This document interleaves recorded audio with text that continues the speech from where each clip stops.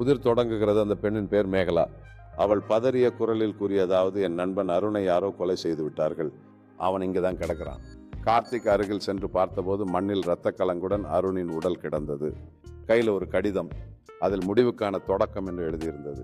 குற்றவாளி யார்? கார்த்திக் உடனே காவல்துறையை கூப்பிட்டான். இன்ஸ்பெக்டர் ரவி வந்தார். விசாரணை ஆரம்பித்த உடனே அருணுக்கு சில எதிரிகள் இருந்தது தெரிய வந்தது.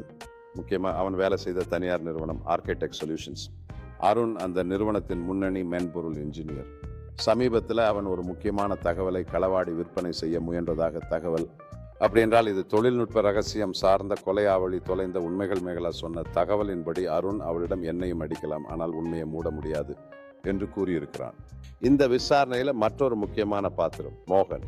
அவன் ஆர்கிடெக்ட் சொல்யூஷன்ஸ் நிறுவனத்தின் பாதுகாப்பு அதிகாரி. அவர் சொல்லியது அருண் நன்மையில இருந்திருப்பான்.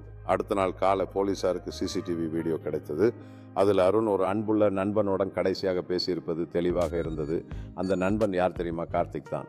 கார்த்திக் உண்மையில யார் கொலையாளி? அவன் தானா? அவன் மனசுல என்ன நடக்குது? ரகசியங்களை சொல்லுங்கள், முடிவுக்கான தொடக்கம் என்ற கடிதத்தின் ரகசியம் என்ன? தொடர்ச்சி வரும். இந்த கடிதத்தில் உள்ள களஞ்சியங்கள் அருண் மற்றும் கார்த்திக்கின் வாழ்க்கையை முழுமையாக மாற்றும் பின்னணி தருகின்றன. யார் அந்த கேலை செய்வோர்கள்? அவர்களுக்கு என்னை எதிர்பார்க்கிறது. தொடர்வோம். அருண் மற்றும் கார்த்திக்கின் வாழ்க்கையில் எதிர்பாராத திருப்பம் ஏற்படுகிறது. அவர்கள் இருக்கிறார்கள் ஒரு சிக்கலான நிலைக்கு. இப்போது அவர்கள் ஒருவருக்கொருவர் மீது குற்றங்களை சுமத்துகிறார்கள்.